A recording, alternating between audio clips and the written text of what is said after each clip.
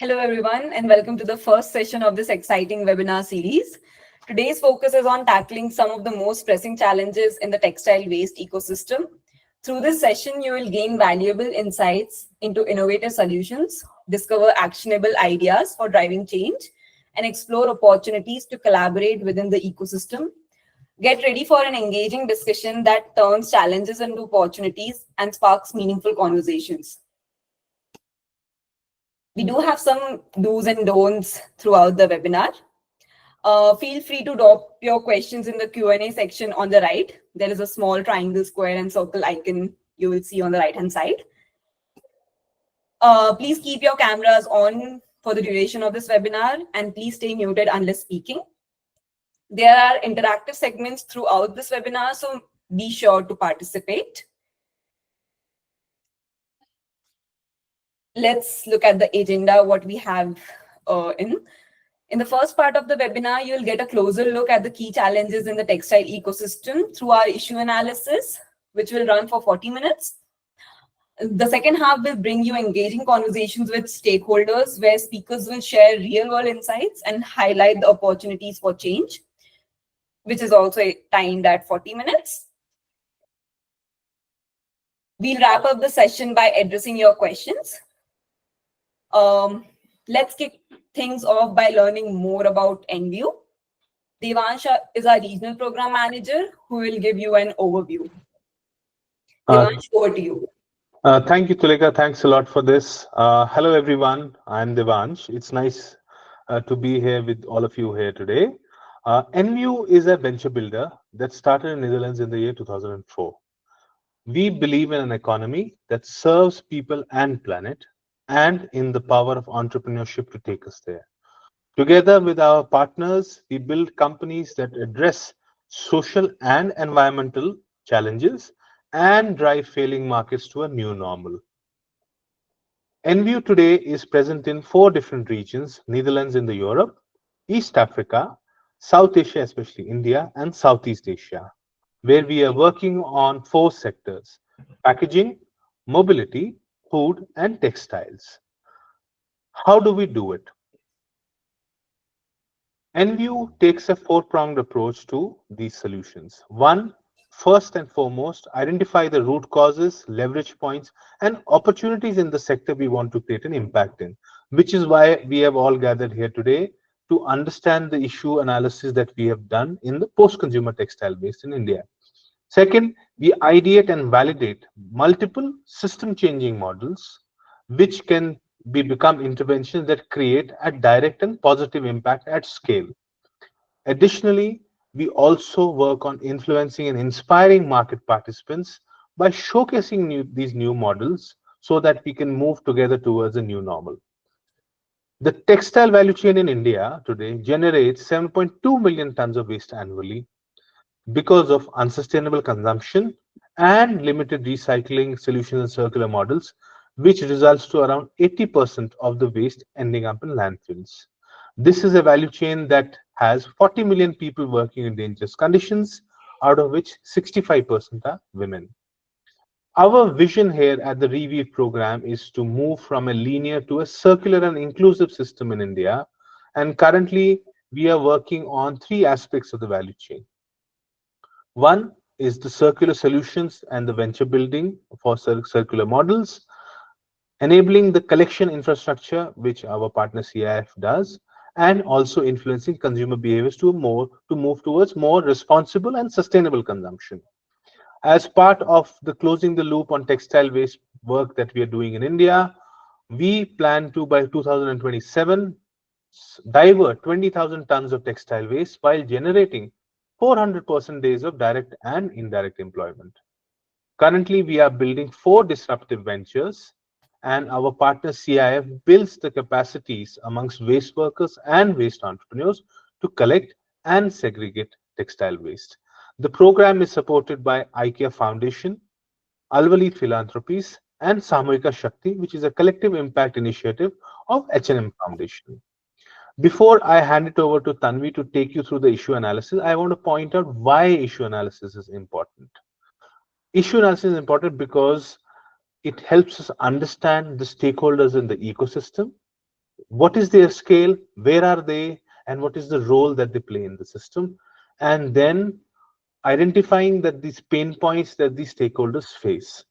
While secondary data is available, primary data and engagement with stakeholders helps build a nuanced on-ground learning that contributes to system changing efforts. We have been able to identify the root causes, the leverage points, and opportunities in this ecosystem, and the opportunities contribute to building new ventures. Now, I'll request Tanvi to take you through the issue analysis that we have done. Thank you, everyone. With that context in place, let's delve into how issue analysis helps uncover challenges and opportunities in the textile value chain. Tanvi, our venture builder, will walk you through the process and share insights from the ground. Tanvi, the stage is yours. Hi everyone, I'm Tanvi. I'm a venture builder here at Enviu, and you will be understanding from me what research and fieldwork we have been doing over the last year and a half. Before I dive in, this issue analysis will be broken into two sections. The first section, which we're going to dive into right now, will be a landscaping of the current systems and the little nuances we understood from our primary and secondary research. The second part of it will be a deeper dive into the issues and the gaps that we understood from our on-ground work.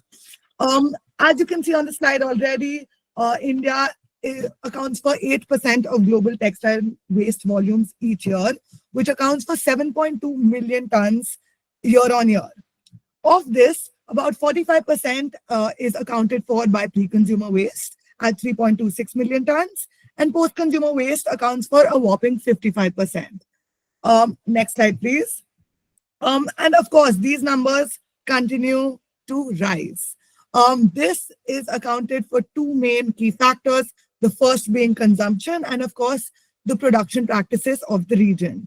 When it comes to pre-consumer, as you can see on the table in the left, the waste volumes are continuing to increase due to the fact that production volumes are not only growing, but have exponentially doubled in the last years. Between 2022 and 2030, we're seeing a doubling of production, which of course directly influences the amount of waste we're creating. When we come to post-consumer waste, fast fashion overconsumption and the trends are moving towards increasing textile production and consumption in the region. Of course, with a high population comes high consumption in the region.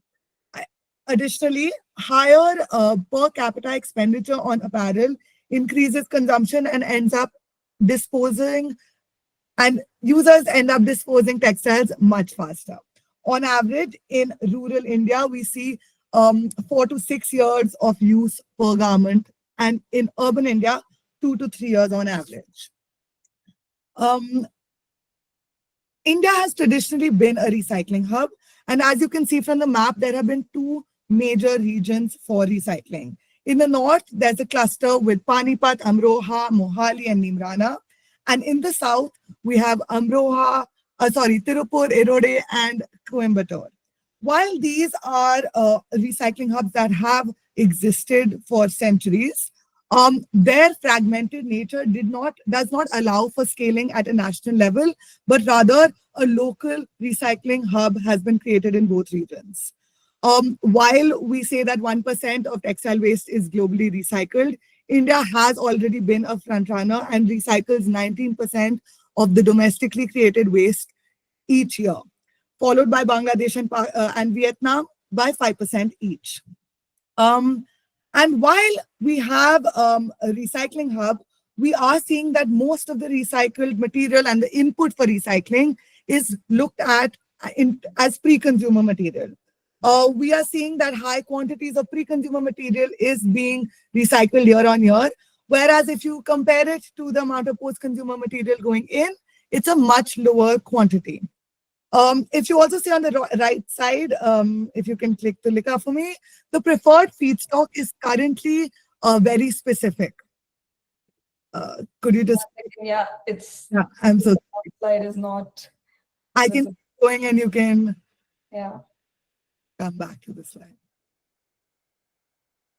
We're so sorry for the technical difficulties. We may build ventures solving larger problems, but our technical difficulties never stop. So I can talk a little bit more while Tulika can bring. Yeah, just 1 second. Yes. It's So while we do see these factories and these facilities and units that are doing mechanical recycling in India, most of the feedstock that we are currently recycling is of certain specificities. Talika, can you just press? You have to go back. Yes. Most of this material is cotton-rich pre-consumer waste that, of course, is affected by production volumes. Second of all, the other prioritized material for recycling is post-consumer waste that has been imported from other countries like USA, Canada, Japan, Europe, etc. And lastly, we are currently lacking a lot of solutions for polyester and blended fabrics. We'll talk about this a little bit later in the key identified issues, but this brings us to what the current scenario is. If we look at the next slide, we were able to then map down what volumes were actually ending up in what final destinations. When we look at the 100% that was disposed each year, about 70% already immediately ends up in landfill or incineration. Of the 30% that manages to reach dry waste collection centers, TRFs, etc., 7% immediately ends up in incineration or landfill due to contamination or lack of buyers.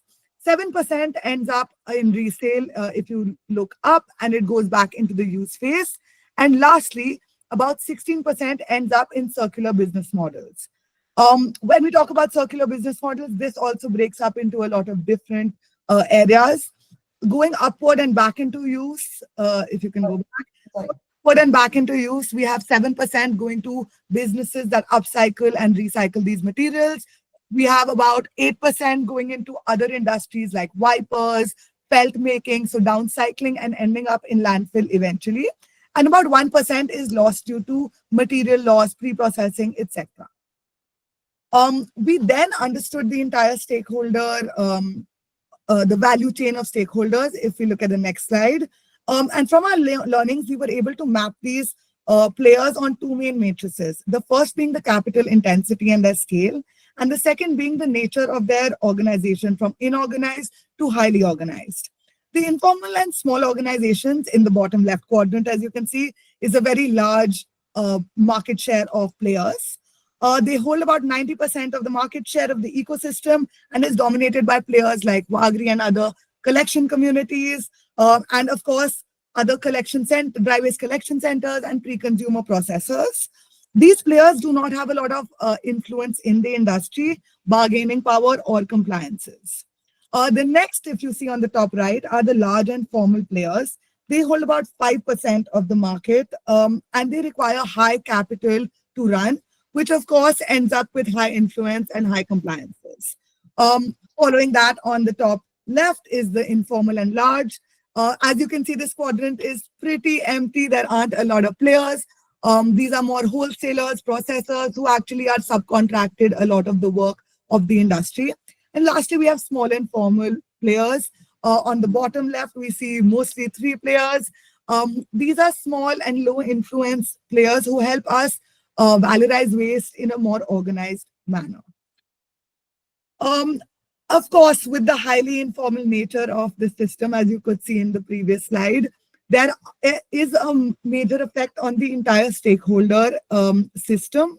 The first one, as you can see, is that poor wages and poor working conditions are very predominant in these sectors, and additionally disproportionately affect women, who account for about 60 to 70% of the workforce.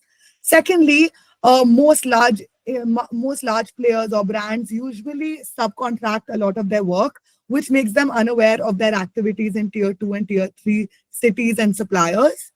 And lastly is that because of the informal nature of the stakeholder value chain, there is very limited access to not only capital, but each other, which doesn't allow for an entire circular system to be built. I will now dive into a little more detail into unpacking what we have learned through our issue analysis and our study. Before I dive in, what I will be sharing with you, of course, is a little bit about our methodology and the identified areas, but this is only the conclusions of what we have learned. Most of our learnings will actually be shared in a few days in the form of a report that we are building currently, and we'll have an in-depth analysis of each of these stakeholders and their pain points. If you look at the approach we took, if you go on to the next slide, the team has been working for a little more than a year on this entire issue analysis. We broke it up into 3 main phases. The first phase involved high-level primary and secondary research and stakeholder mapping that came along with that. We also did more innovation scoping of the landscape and tried to understand what the current scenario was. So what you currently saw in the previous slides was a lot of our phase 1 research. In phase 1, we started off with about more than 70 plus stakeholders that were interviewed, as well as 25 plus reports that were studied in detail to understand the current landscape. The team also visited approximately 15 facilities across India that helped us gain on-ground learnings from our assumptions from our primary and secondary research. Phase 2 was the phase where we started to synthesize and prioritize issues that we identified in the first phase. This was followed by validation and verification of a lot of the issues, and we started focusing innovation on the areas that we started to identify. We also started doing follow-up research with our 70 plus stakeholders, which allowed us to gain more insight into their pain points. Phase 3, and I think my team can vouch for it, is everyone's favorite phase of the issue analysis, where we can go a little more creative and crazy with our ideas. We start off with an ideation sprint to find innovative solutions or gaps that we missed in the first 2 phases, which was then followed by a hypothesis testing, and we started to shortlist high potential venture ideas. You will hear more about this later. And then, of course, our favorite part, which is knowledge sharing, is what we are at today. We will also be sharing this in the form of a report, like I mentioned, and you should stay tuned to read more about that. So high level, I will start with the 5 issues we have identified. Like I said, these are all conclusions in the next few slides, and there is more insight in the report. But these are the 6 main key issues that we identified along the value chain. The first one being that the key stakeholders are lacking motivation, incentives, and infrastructure. The second one being that there's limited existing collection systems, and even when there is collection, we don't have enough knowledge on how the unit economics and the infrastructure works. Thirdly, is that there are high-value existing systems for aggregators and circular businesses. However, they only use such specific feedstock that a lot of it ends up in low valorization solutions. Fourthly, we also do understand that brands are currently not being able to drive the system to create high demand for post-consumer recycled products. Next, and fifth, is that we have innovations, but they are not currently utilizing post-consumer waste as feedstock. The sixth one that we will not be going into detail but has been identified within the value chain is that there is currently a lack of policy and regulation to incentivize any stakeholders, and this goes across the entire value chain for all the players. So now, again, before I jump into the first one, I know this is going to be a lot of information. Please feel free to leave your questions so we can answer them towards the end. We wouldn't want you to forget all your questions, so please keep shooting them in the question and answer section below. If we go into the first key issue we identified that this was mostly to do with collection agencies and households and consumers. This is that most key stakeholders lack motivation, incentives, and infrastructure to be able to responsibly dispose of textiles. Within households and institutions, there's a lack of organized collection systems, and so the easier disposal systems are always prioritized within households. Due to the lack of awareness We are also seeing that consumers do not understand the severity of the consequences of the textile waste crisis and thus do not care about discarding clothes any faster. Lastly, we also see that there is a lack of resale and high cost of repair services, which then makes it even more preferred to be discarding these for urban customers. When we look at brands and manufacturers, due to the lack of legislation, first of all, as well as accountability, brands are not currently stepping up to set up both supply and demand. There is no motivation and accountability to start investing in take back programs as well as offtake of recycled materials. And lastly, is for waste collectors who are the main stakeholder of this key issue. If you see on the right side, Tulika, you can, yes. We also analyzed what the cost realization was currently for waste collectors to incentivize collection and, of course, offtake into the correct end use. If you see resale, which is on the top right, it has the highest gross margin, about 26%, followed by downcycling, which is about 20% gross margin. And when we look at recycling, which is the most high-grade solution currently in India with an established system, there's only a 5% gross margin for waste management companies to make. And ironically, landfill leaves them with negative margins. However, again, due to the fragmented solutions and fragmented systems in the north and the south, not all of it can reach downcycling, recycling, or resale. This left us with the question that how can we motivate key stakeholders and create incentives for them. The second issue that we identified is that we have very limited collection systems in India.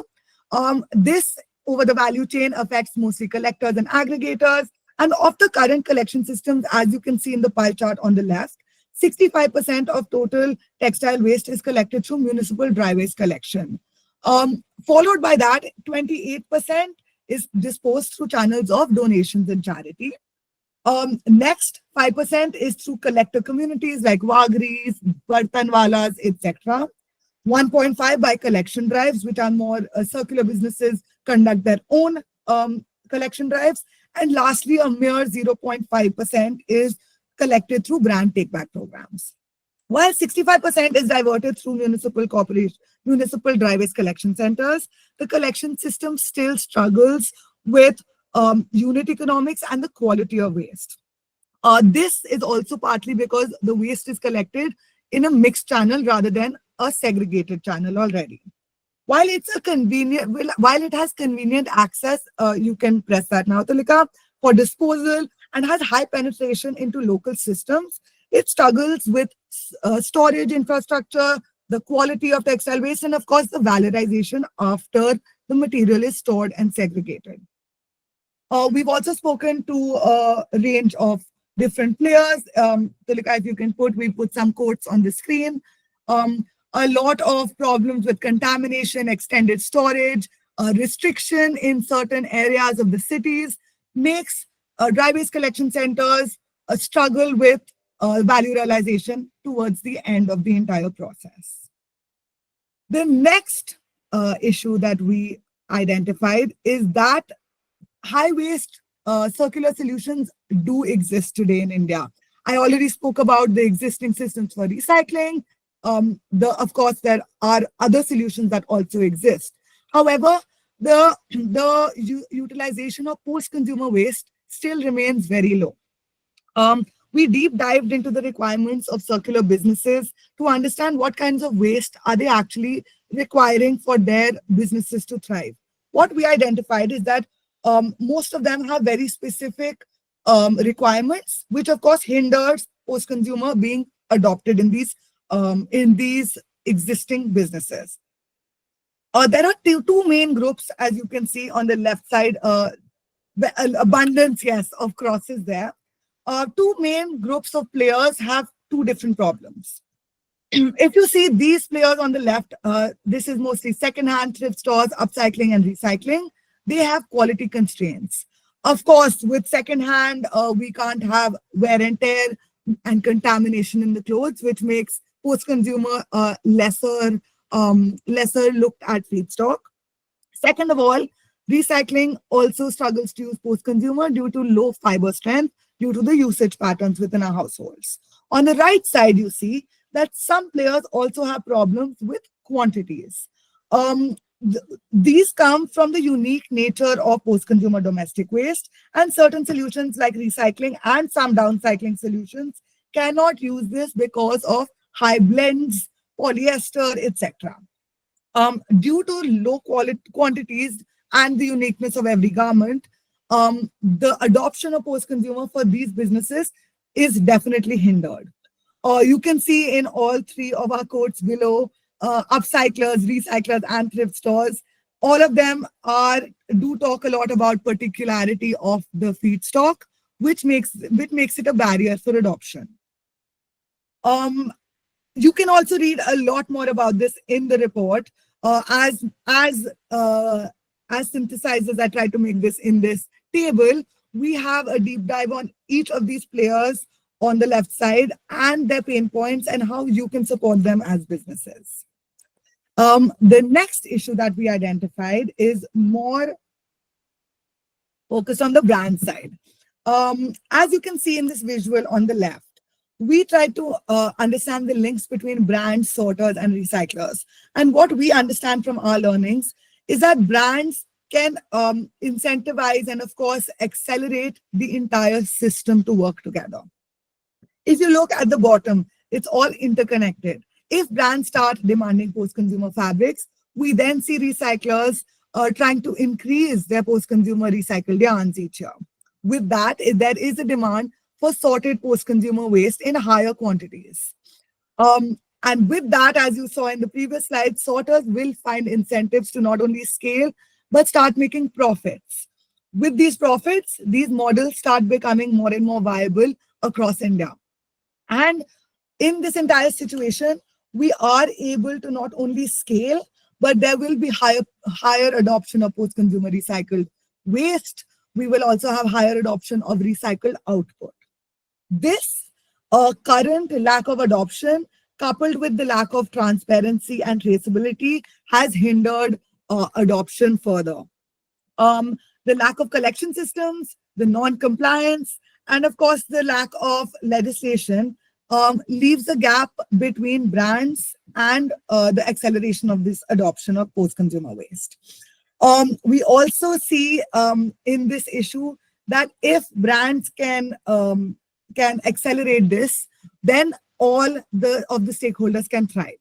We also do know through our innovation scouting that there are existing solutions for transparency and traceability. However, they currently come with a very high price per garment, which make them non-viable in this current scenario. Tulika, can you go to the next slide? Yes. Lastly, which is the fifth issue that we identified, is that there is product and tech innovations in the current landscape.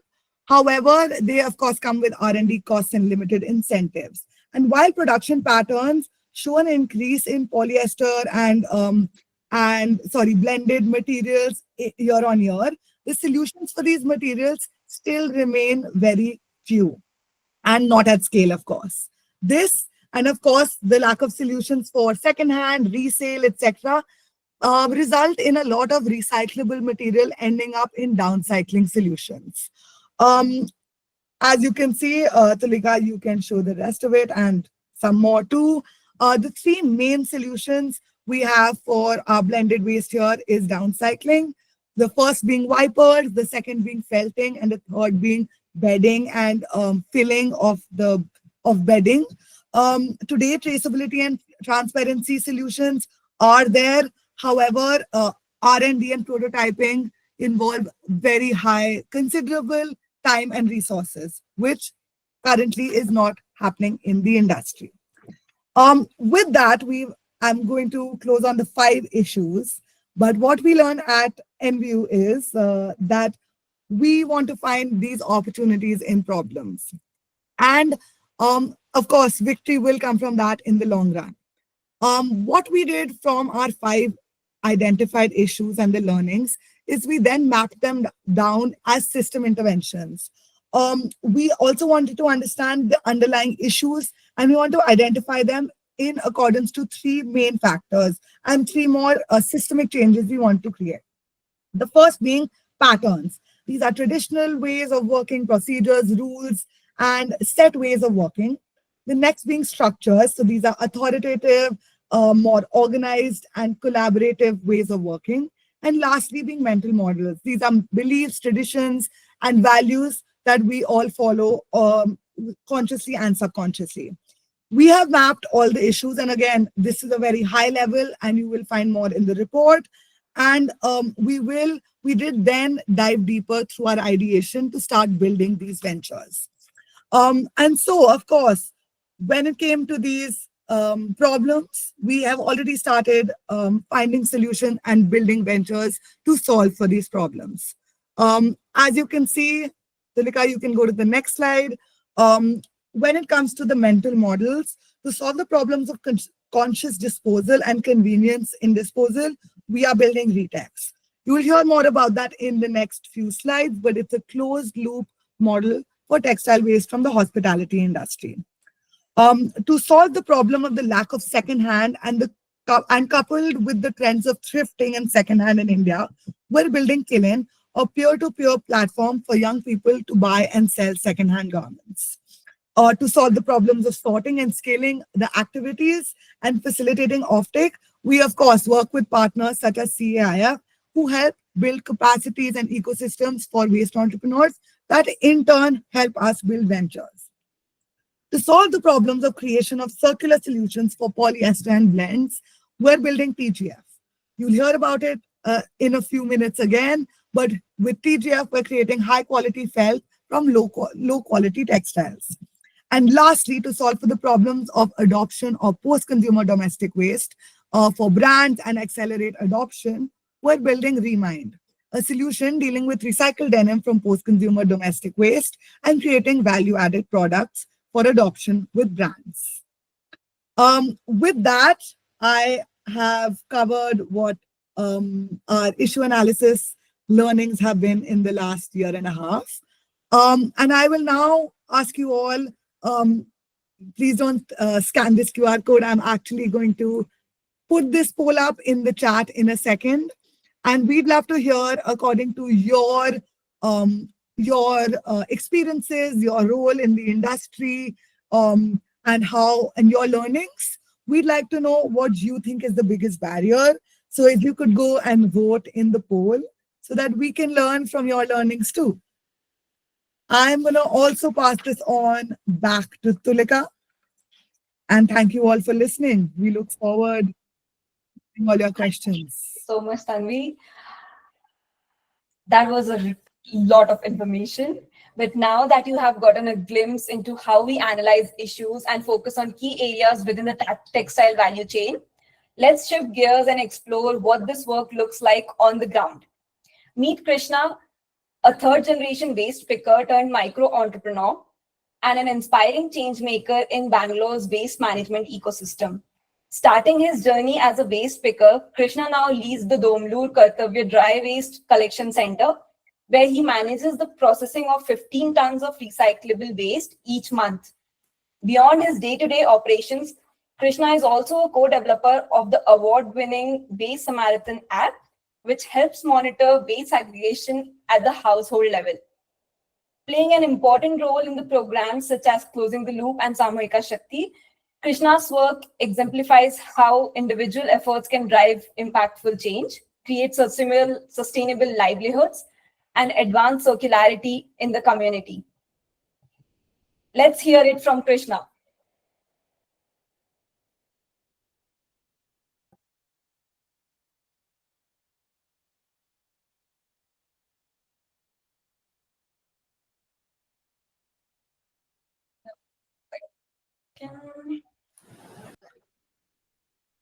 Yes.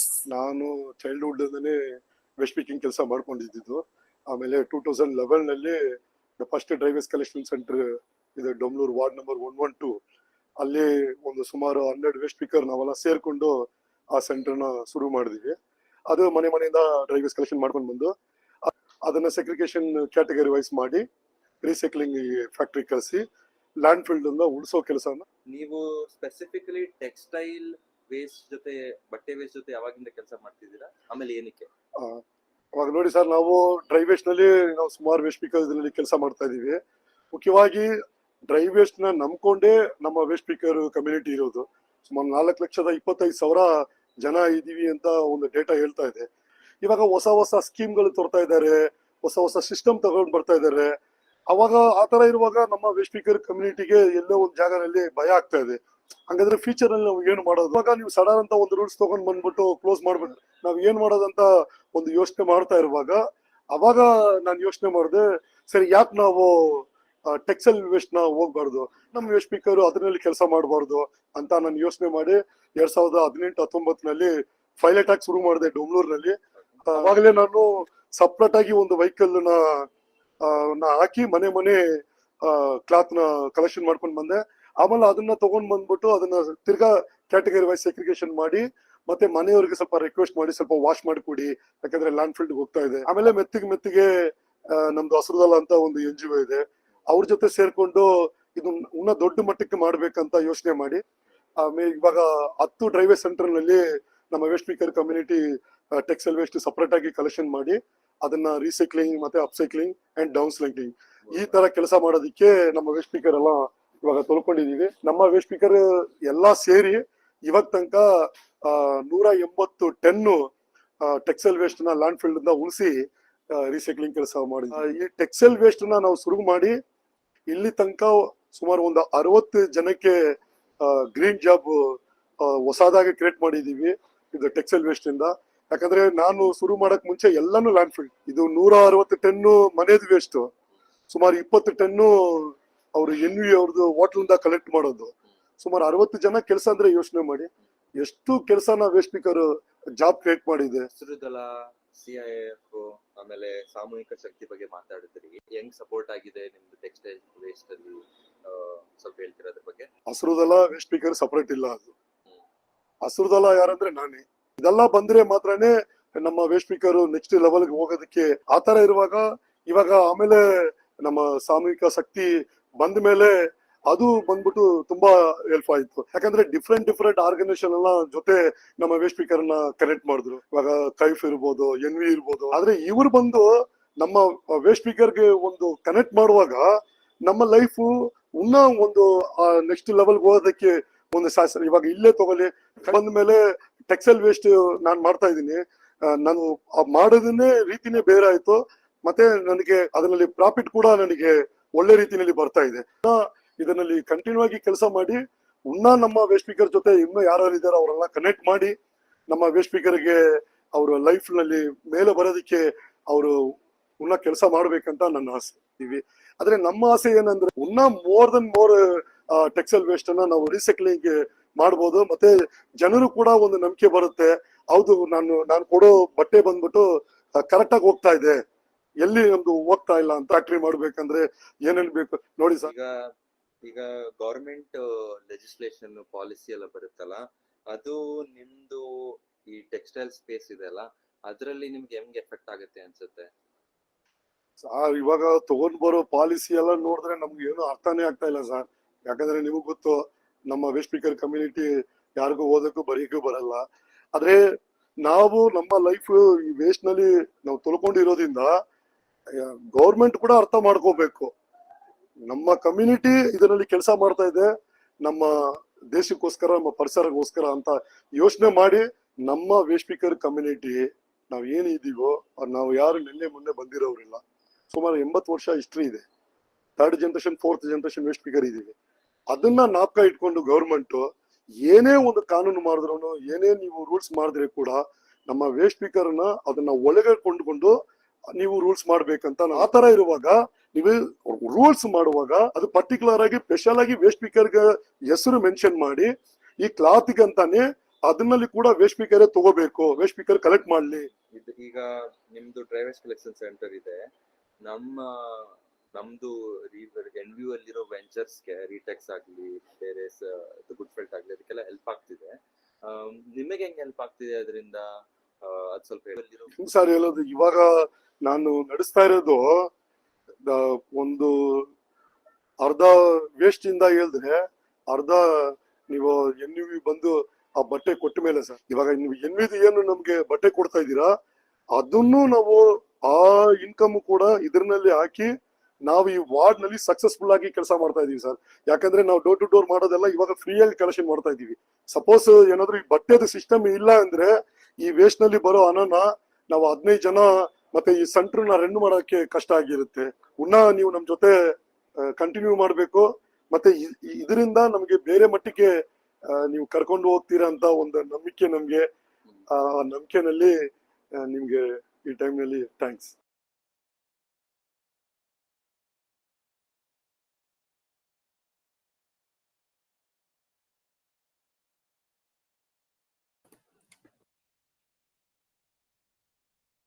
Sulika, we can't hear you. I'm so sorry. I think yes, you've been muted. So far, you have explored the key issues in the textile waste value chain. Now it's time to delve into how these challenges can be tackled effectively. This specific segment focuses on innovative solutions addressing the gaps identified earlier. You'll hear from Tarun and Ramjit, venture builders at Enviu, as they share actionable insights into creating scalable solutions that drive real change. Over to you, Tarun. Hello, everyone. I'm going to quickly talk about how reTex is impacting this textile waste value chain. First of all, do you know that 5-star hotels in India throw away somewhere around 500 tons of textile waste into the landfills every year? Yes, that's equivalent to 144 Olympic-sized swimming pools, right? Like, that's a really massive amount of textile waste going into the landfills. Next to plastic waste, textile waste is the biggest form of waste in the landfills, right? And this is why we need to address it. The first thing is definitely to reduce the textile waste going into the landfill. The second thing is there are no proper waste disposal systems for hospitals, right? Like when hospitals, hospitality industry, there are no specific ways for disposal systems for the hospitality industry. When hotels want to dispose of their waste, they don't really have too many systems. One is donations, but that again ends into the landfill very quickly. The third reason is this is white and cotton rich textiles, right? And that has a lot of value that is not tapped into. And that is one of the reasons this needs to be solved. And that's where reTex comes in. We are solving this problem by building an ecosystem. The first ecosystem is among the hotel industry, from whom we collect the discards. And then we work with a network of waste collection agencies who sort, process, and store textile discards. This also brings in additional sources of income to the waste workers, people like Krishna and other waste management agencies.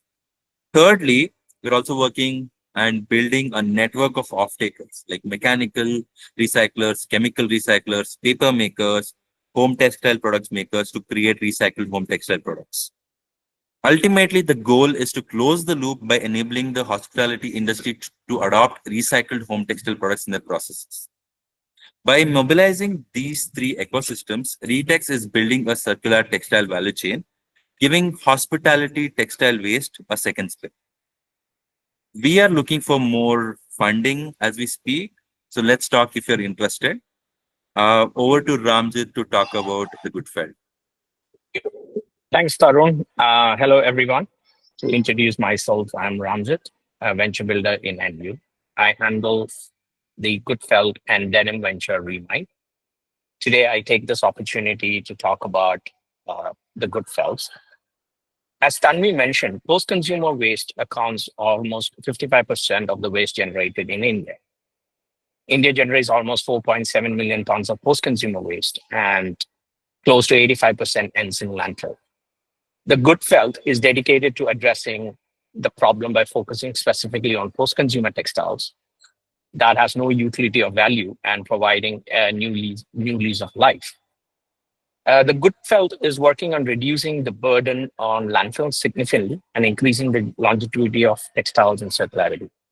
So we closely work with our partners and ensure that the waste workers get a stream of income through textile waste collection and processing. Since there is no proper system in India for converting the polyester, it's good to use polyester blended fabrics in making post-consumer textile waste.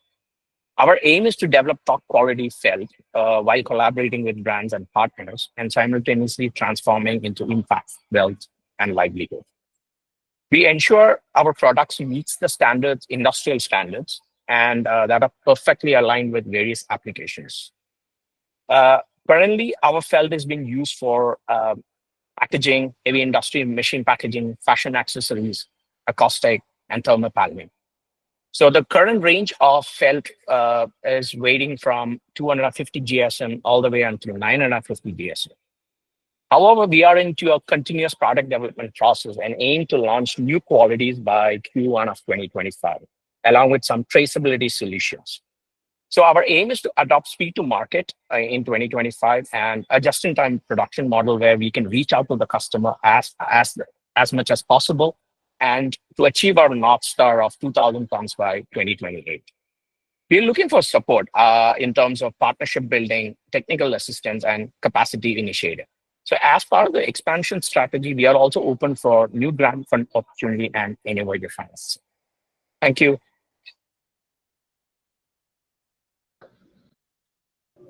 Thank you so much, Ramjit. Now let's zoom out to explore the broader ecosystem. This part offers a deeper look at circular cities and the critical role entrepreneurship plays in fostering systemic change. We are thrilled to have Asif with us for this fireside chat alongside Devansh. Asif Raza is an urban development professional with over a decade of experience in program management, research, and implementation. He specializes in climate action, governance, and capacity building. Currently, as program manager of the cities program at National Institute of Urban Affairs, he plays a key role in enhancing efficiency through the development of its monitoring systems. Devansh, over to you. Hi, Asif. Are you able to join? Hi, thank you. Thank you, Tulika, for that. Yeah, for the introduction. And yeah, am I audible clearly? Yes, you are perfectly Okay, audible, okay, Asif. okay. It's nice having you here. Been quite some months since we caught up last. It's vital to have urban planners into the mix and organizations like National Institute of Urban Affairs into the mix because, as Tanvi mentioned, post-consumer textile waste and cities go hand in hand. Most of this waste is in urban areas in India. So just to start off, what is this concept of circular cities and why do you think it is needed? So maybe I'll start with one number which Tanvi actually presented. It's 65% of the waste collection of the dry waste collection is coming from the municipal corporation, which they are doing, and most of it are in a mixed form and going into the landfill site. In most cases, there are some leakages which happens across the value chain of from collection to transportation to the disposal site. There are leakages, but yes, a lot of it actually reaches the dump sites only, and they constitute one of the say major contributors of the landfill, the larger landfills we have, because they have volume and they sometimes also act as an adhesive across having in the overall dry waste as well. So just to bringing again coming back to your question, so there of late everybody in the system, be it the corporation or be it the industry side of it, has realized that there is value to the waste which is getting produced. Number one, all of us, including you also are trying to understand and utilize these available resources, the material, whatever we call waste, how we can add value to them and maybe put up in the system again to be consumed, to be for anything, for any purpose. And Of course, all of us are in a very nascent stage. We have started doing few things on in relation to these waste aspect. So I'll maybe bring you to the Cities 2.0 program, which so it's a program funded by AFD, KFW, and European Union. So there are some 1,212 million euros being is coming to India for implementation of large scale programs. So we have selected 18 number of cities across India to work on, who will very specifically work on their waste management part of it across the value chain of collection, transportation, processing, and disposal. So with various discussion with the ministry, with SBM, with the cities, a lot of focus is on segregation and processing. So of course, there's collection part which can be taken care of by vehicles or deploying more resource manpower, but the segregation and the processing remains still the challenge. And that is where we as in the program comes into picture, and so we want to solve this part, mostly the segregation aspect of waste. We call it mixed waste. We really don't call it only waste, because it will have from paper to glasses to even sanitary napkins to food waste and clothes and fabric and everything. So it will have everything. So how to segregate them so that some of it can be processed, some of it can be converted into RDFs and can be sent to the cement industries or power plants where they will burn it to produce energy, and some of it which can be recycled will be sent to the recycling units. So that is something we are overall in the program we are trying to target. Thank you, Asif. It's nice that you mentioned the role that the cities program is taking, especially the Cities 2 program that is currently underway. And in the space of solid waste, we talk a lot about plastics. We talk a lot about construction waste, textile waste. What is your perspective on it, and how is the ecosystem evolving to look at post-consumer textile waste? Thank you for the question. So I'll start with an example. So one of these cities in the overall Cities 2.0 cohort is Newtown, Kolkata. So they have this zero waste shop where they have piloted it, and it's running quite successfully. So they have deciphered a model of self-help groups who come. So the administration is providing them space. The self-help group is collecting the various, not only just clothes, but other usable waste as well. And through the SHG model, they are adding value to it and converting them into usables, starting from, say, earrings to booklets to cover pages of various notebooks and bags and whatnot. So they have a huge range of things. And because most of it is coming from the waste, the cost of raw material got reduced, and that is why they're able to sell it on a lesser price. And there are a lot of buyers, and you'll be amazed that the CEO, Ms. Meghna Pal, she was very enthusiastic about it, and she very specifically said that most of the people who are coming to this zero waste shop are actually students from these universities. There are a lot of girls who visited these shops. They get all of these different kind of material. They use it as a gift. They also use for the. So under the program, they intend to want to scale up that initiative in that state, in Newtown, Kolkata.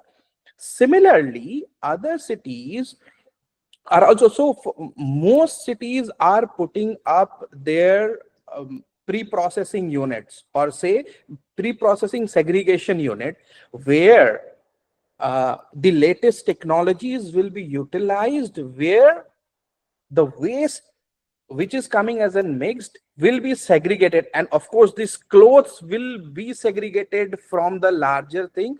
So there is a most of the cities are in the process where they will get segregated waste as soon as this mixed waste get into their material recovery facilities.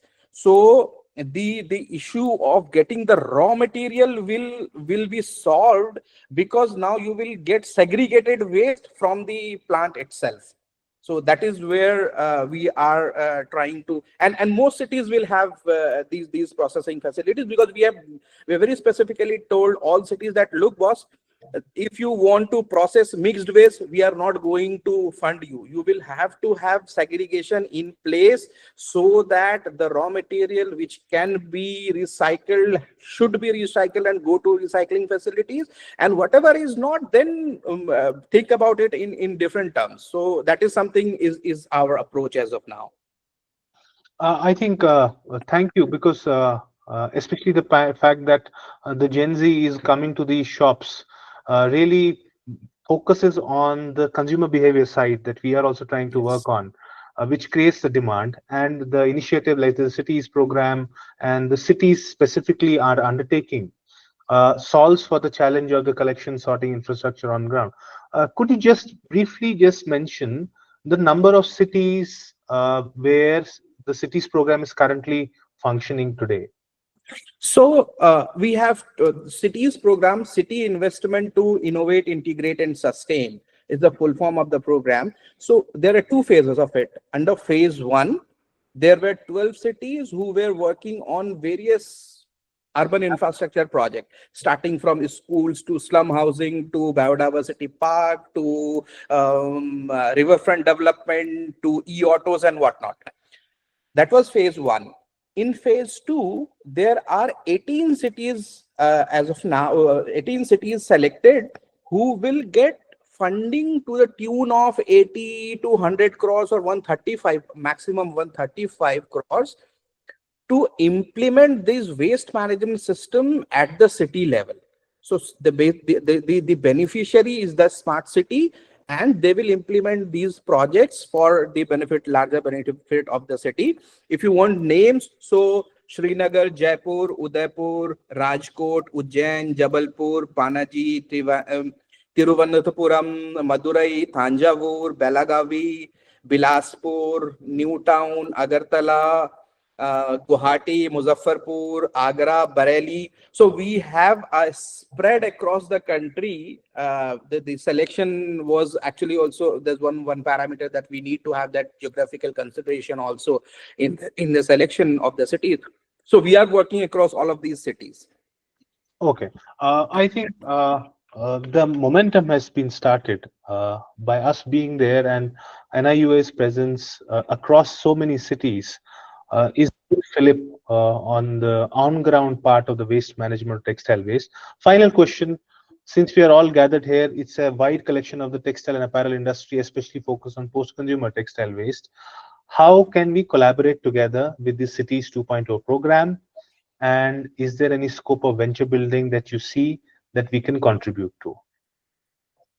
So what primarily the entry point, what I see, because we work with the corporation, so and the projects will be implemented at city level.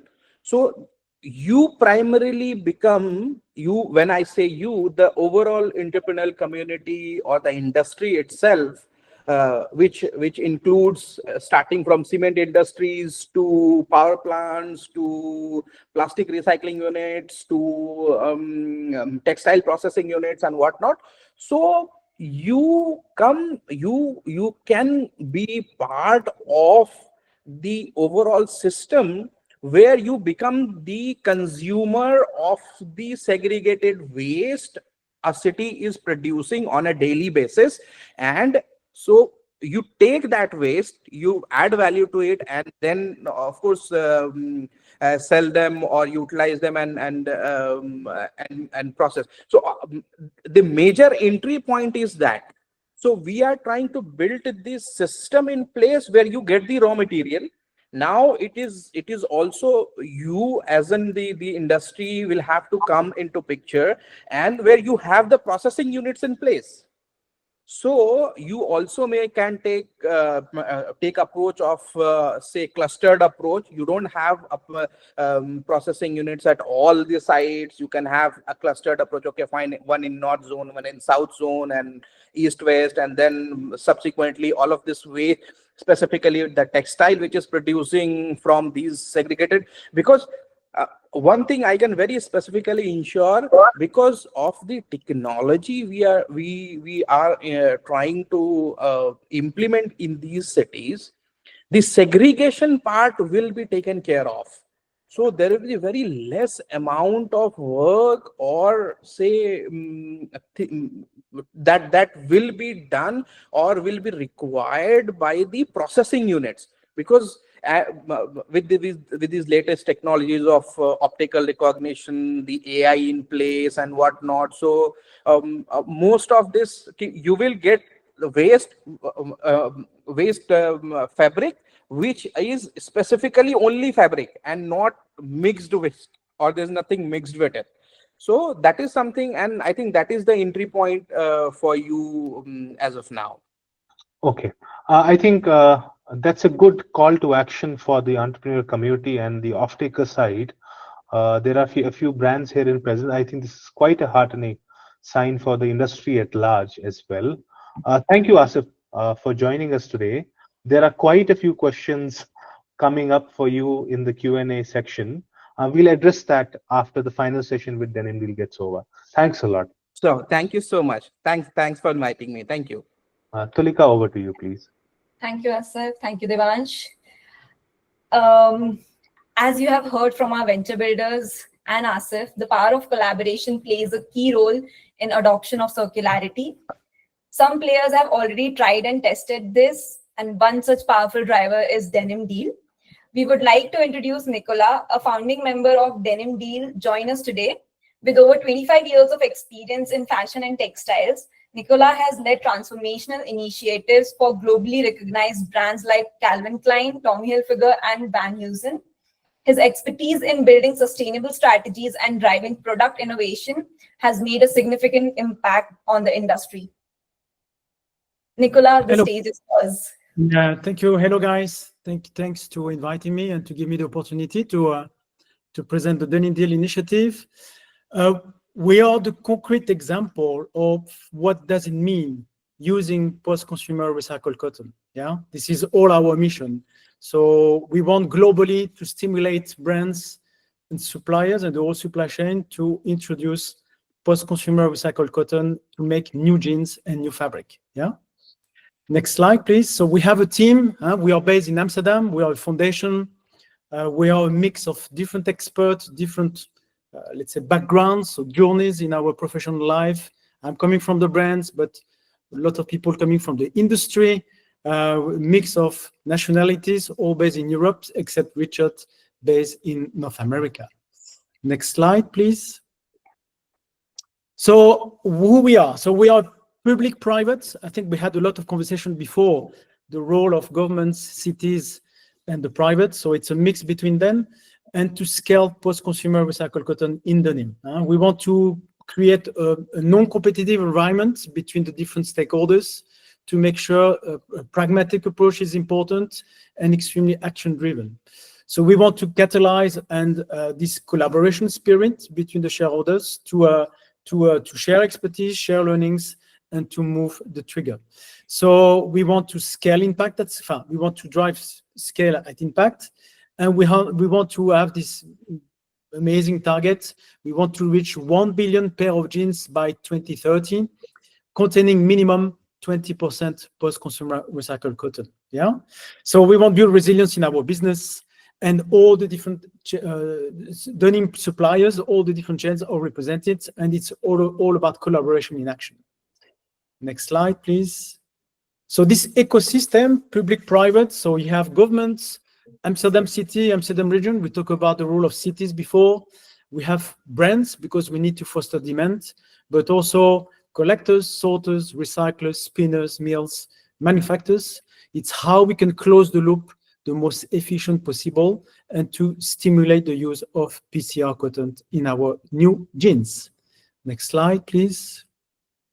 So who is the denim for? It's for people sharing the same values, have this collaborative spirit about building connections. I think we all learn, we try, and we are curious together, and we struggle sometimes, but I think there is good learnings on struggling. And we have this mission, lead by example. We want to play the role model. Don't forget, a pair of jeans probably is the most iconic fashion item in the world, with 5 billion pair of jeans per year. And we believe this is the perfect product category to play this role. And we want to prevail also, anticipate and motivate to build resilient business model here. Next one. So we come from 2020. It's really an initiative launched by the Dutch government. So that's why we call it the first 3 years, the Dutch Denim Deal. So it was extremely official with text by lawyers and official from the Dutch government. They gave us the objective to produce 3 million pair of jeans with all the different signatories. We started with 20 members. We finished with 54. We did a lot of workshops, activities during these 3 years about quality.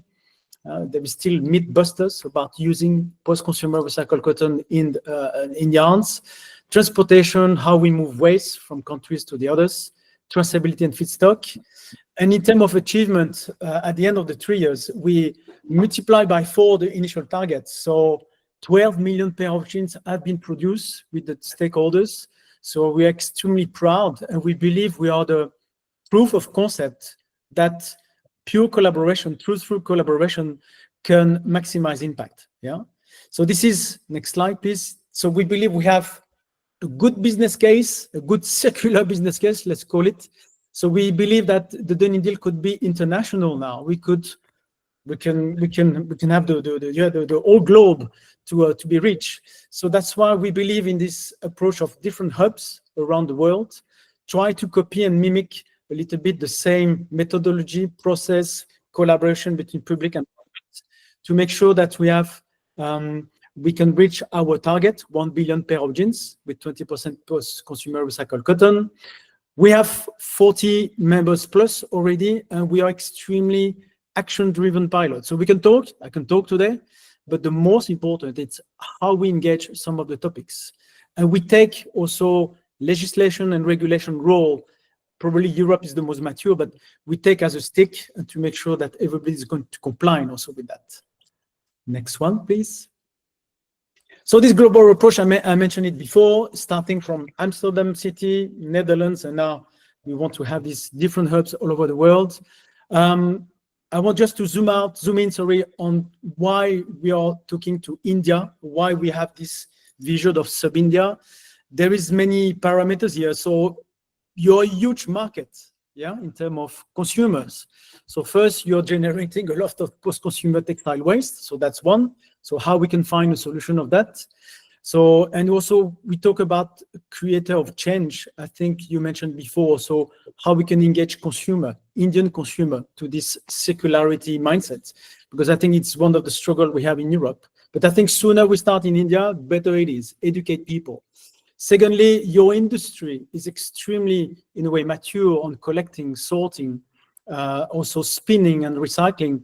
We believe that you could be, let's say, the Southeast Asia hub for many industry or denim mills and spinners in Bangladesh, in Pakistan, because this is a little bit the role of Turkey that we have in Europe, extremely expert in this kind of knowledge that you could leverage, not only for your own country. And don't forget also you have big producers of denim producers in India that could also leverage the system.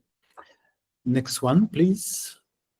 So yeah, when I mentioned action-driven pilot, so it's extremely European regulation focus, but there is a lot of things happening or is going to happen the next 5 years in Europe in terms of eco-design, environmental footprint calculation, digital product passports, extended product responsibility, very important to stimulate the whole system to re-inject recycled fibers in your product. So we believe that even if it's European in a way, regulation can be very interesting for India to be inspired to implement an EPR in India. And I think the connection also with the government in India should be very interesting, and to learn from what happened in Europe, because sometimes we do good things, but sometimes we do good struggles that don't do the same journey as we did. So how we can also build this bridge and the benefit of the experience we are aiming in Europe. Next one, please. So yeah, I'm not going to deep dive, but there is many topics: traceability, extended producer responsibility, durability, environmental footprint. All these topics will be tackled in our platform with the brands involved, but also the suppliers, to make sure that everybody is aligned, because we need to prepare the industry, we need to prepare the brands to anticipate all these legislations framework. Next one, please. So yeah, I'm not going to tell you the business reality today. Unstable economy, I will say unstable world, unfortunately, but this is where we live, and I believe there will be more and more disruptions.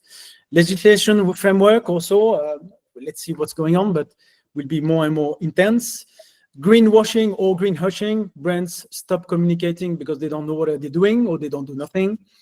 And we have this waste problem worldwide between the North Hemisphere and South Hemisphere.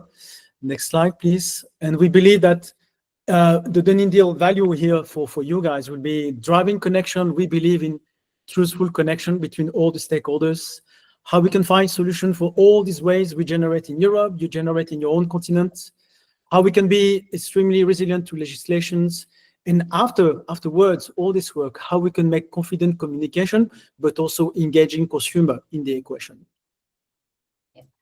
Next slide, please. So how to be the NIMI member? It's first is to be convinced about the initiative, to join the movement.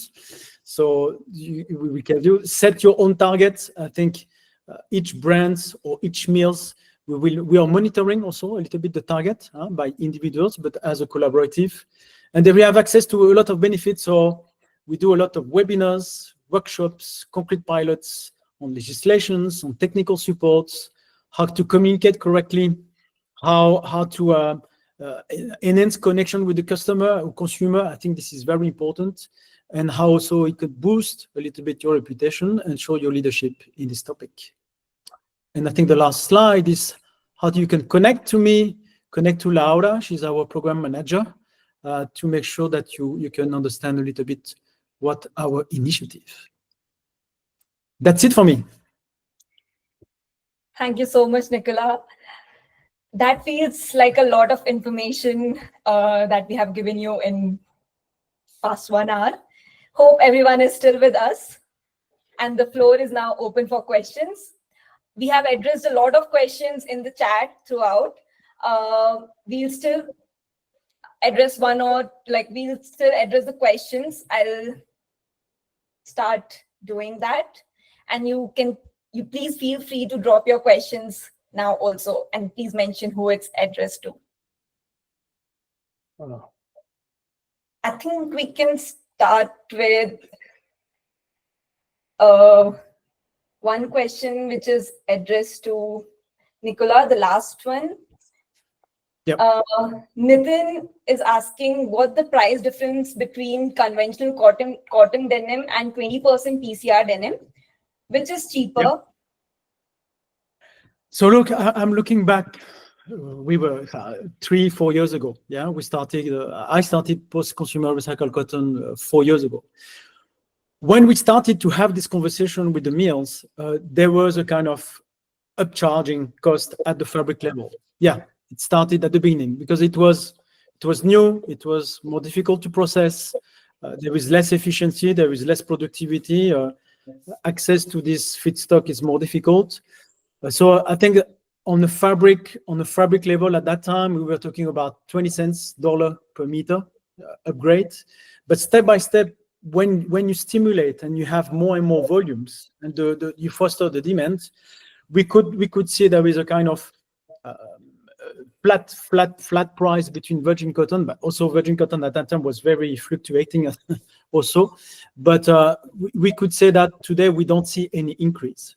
That's my experience. We could, if we arrive to scale, if we foster the demand, the price will go down. And if we improve the technology, if we improve the efficiency on all the different steps, collecting, sorting, etc., obviously the price and the cost will be down. Thank you so much, Nicola. One question coming from Naman is for Asif, which is after getting segregation of textile waste from all types of other waste at the larger level, that is city-wise, what's your point of view on sorting the segregated textile waste into different types of fiber material, that is sorting cotton type waste from overall textile waste? Thank you so much for the question, Naman, and thanks to Lika. So just to tell you, there's already the what when the waste comes in these processing facility at the city level, there are more than 16 or 18 kind of an waste which is already there in that mix. So out of that, only say when we say fabric will include everything. Fabric will include the denim, the polyester fabric, any cotton fabric, and anything and everything will be in that. And that is where, because the mandate of a corporation at a city level is to dispose that, technically is to segregate that from the larger mix and send it to processing units where further processing happens. Then a segregation part of it, of course, will have to be done at a processing unit. Whosoever is processing there, these sort of material type processing will happen only in the processing facility and not in the facilities which are at city level, owned or managed by this municipal corporation or smart cities. I hope that answers your question. Yeah. Thank you so much, Asif. We'll take one question which is addressed to Enviu. It's coming from Upasana. And she asks, how can an education institution such as NIFT be a collaborator to this drive at student, faculty, or organization level? Yeah, I'll take this question. Yes, I think institutes of prominence like NIFT, first of all, influence a lot of the behavior change. One, at a consumer level of students choosing to consume differently. One, second, creating a cadre of new age entrepreneurs who are familiar with this industry, who build new ventures, who build new brands, and who build new business processes to take us to a new normal. Second, third, how do you work with Enviu? We constantly look for new people who we can work with, who are enterprising, who want to build ventures. We look for people who can be hired as interns for our current ventures, reTex, TGF, Remind, etc. And Enviu can also support NIFT with specific case studies in case, for example, for their coursework. We can also share our perspective to specific talks that NIFT organizes. So these are some of the areas that we can collaborate with institutes like NIFT. And to be fair, multiple people who have joined Enviu have come through NIFT itself. Thank you so much, Devansh. We have one question for the venture. It's from Sujata, and she asks, specifically for the good felt, we have heard that the prices of recycled textile are higher than virgin textile and also fluctuate a lot. Is this your experience as well? And if this doesn't work for the apparel industry, how is this financially viable for felt, which she's assuming sells at a lower price? So I'll take this question. In felt, we are using a combination of polyester versus the cotton. So it's not just about cotton. So we have been successfully taking at a lower price, and we have a technology where we can mix up in different blends and almost sell it, I would say 10 to 15% at a premium price to a traditional felt. So comparing with an apparel recycling story, a felt is more viable in terms of a unit economics.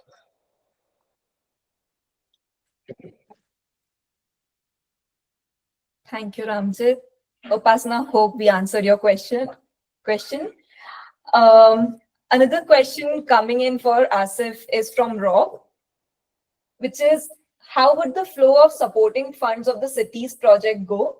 Is it flowing first to the cities/local government, or it can go to the ones taking the initiative to build segregation and recycle centers?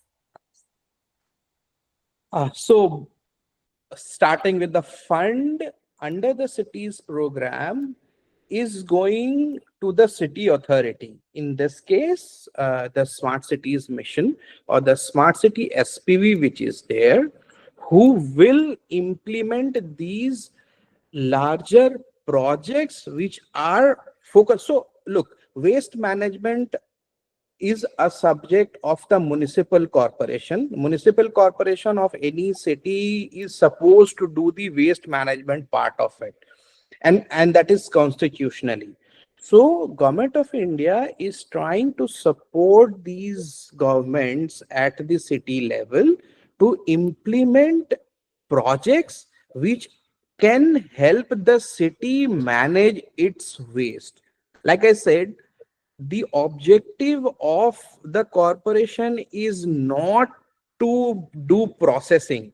The objective of the corporation is to manage this solid waste at the city level, and that is why they are also looking for people who will be the takers of these waste, because eventually in the overall value chain, say 1 ton of waste came in and 1 ton of waste goes out segregated, somebody has to be there to take these waste, say somebody 50 kgs, somebody 100 kgs, and whatnot, and then process it further. So the money per se will go only to the city authorities to manage these waste at a city level. Entrepreneurs per se can come into picture if the city wants to establish, like I said, in case of a zero waste shop. For example, I'm just saying, for example, some entrepreneur comes in and say, okay, fine, you want to scale up the zero waste shop, I am here to do it. Please support us with providing a space for it, and I will do the processing part of it and add value to the product, and will sell, and I'll make money. You may get some share or you will not get something. So these kind of models can evolve out of the program, but the larger chunk of money, which will range from 80 to 135 crores, will go to the cities for larger waste management. Thank you so much, Asif. We have another question for Enviu team. It's from Archana, and she's asking, does your study show, or do you think there are generated barriers that impact women's involvement higher up in the waste value chain? Yes, I can take this. While this is not a focus within our report, we have, of course, identified that within the waste value chain, most of the waste workers, like I said, I think 60 to 70% is women workers, and they do continue to be at more on-ground positions rather than supervisors, etc. Rather than saying that we've actually studied what the gendered barriers are, we've actually done a deep dive on what other issues they face while not being able to grow in their workplaces. So the report actually includes more about what are the issues they face on a daily basis, how they can be supported by things like financial inclusion, etc. Because our report was not focusing just on gender. But of course, thank you for the question, and I will look into how we can identify these underlying issues. Thank you. There was one more question I want to ask about the technology. I think we had a lot of people asking that, Tilika. Yes. 1 second. Yes. I think both Naman and Narayanan asked us this question. Yeah. 1 sec. Yeah, so I can just go for it. Yeah, I the can. question is, do we have any tech development for the major challenges in textile waste, segregation and processing to solve this problem at a larger level? Yes, I think again there are existing solutions out there. For example, there are solutions for scanning of textiles that can, of course, increase productivity and help sort of scale sorting operations here in India. However, when we do look at the waste collection landscape, considering capital is already an issue for most waste entrepreneurs, waste management companies. Most of them can, of course, not buy these technologies. We have seen there are semi-automated, fully automated technologies that, of course, have AI, NIR spectroscopy. But currently, in the current landscape, considering recycling and sorting of material is not incentivized and does not have large gross margins, most waste entrepreneurs cannot afford these technologies to scale. Thank you so much, Tanvi. We have one small question, but it's addressed to Nicola, and it's from Naman. He's asking, to meet your vision, what are the challenges that you are facing from India as location that you are looking to get solved to accomplish your agenda? The challenge is, I see more the opportunities. Now, what we want to do with India is to create the ecosystem, connect the dots between collectors, sorters, and bring all these also brands, because there is big international brands based in India with a lot of distribution, but also local brands. So for us, it's more how we can replicate, rebuild this local ecosystem, and how to engage the conversation between them, how to foster the demand from a brand perspective, and how to make sure we have also from the industry side all the resources ready to provide such a fiber, such a yarn, etc. So I don't see challenges. Most of the time, the challenges we face, I can talk about the challenges we face in Europe. It's more mentalities, lack of knowledge. It's people. Yeah, change the mindset of people. This is probably the biggest challenges, because I believe we have a lot of smart people, a lot of good technology that can be we're also playing with this technology in Europe, but I think the mindset of people is the most important, the most challenging one. Yeah, it's really get to the right direction. Thank you so much, Nicola. We have come to an end of our question and answer session. We have mostly answered all of your questions in the chats, but we'll answer. We have the questions with us, so we'll try and answer towards send out to you the answers through email. We'll also share the recording with you of the webinar if you want to go through it. And now I invite Devansh to give us some closing remarks. Yeah, thank you, Tulika. Before I give my formal thank you remarks, I would request anyone and everyone present here today with us to share who else would you like to hear from in this sector and this segment that we are currently working on, and what are the topics you think need more light to be shined upon them, and what ways can Enviu, CIF partners engage with the kind of work that you're doing. You can type it in the chat, you can mail them to us later as well. We would most welcome, so that our attempt to catalyze these markets, to fill these market gaps through knowledge sharing and bringing people together, can be continued in future iterations and future webinars that we plan to do in this series. Today is just a start. We have seen from the waste management side, from a city administration side, to the brand side, like Denim Deal is focusing on. We have covered the entire chain, filled in by the work that Enviu is doing, the work a lot of others are doing. I want to thank Tanvi first and foremost for presenting the issue analysis and what issues plague this ecosystem. I want to thank Asif for sharing the perspective of city administrators. I want to thank Denim Deal for first coming to India and picking up this micro market of denims to create this impact in. I want to thank Krishna, who's not here with us, but rest assured we thank him for being a pioneer in this ecosystem. I also want to thank my organizing team.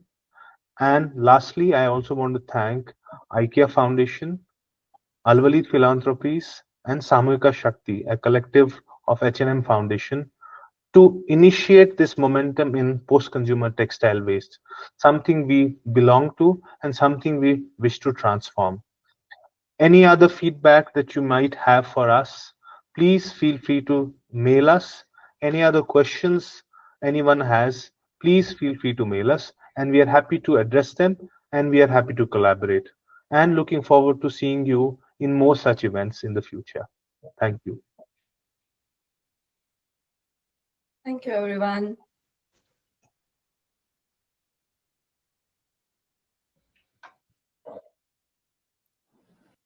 Thank you, and see you at the next webinar. Thank you, everyone. Thank you.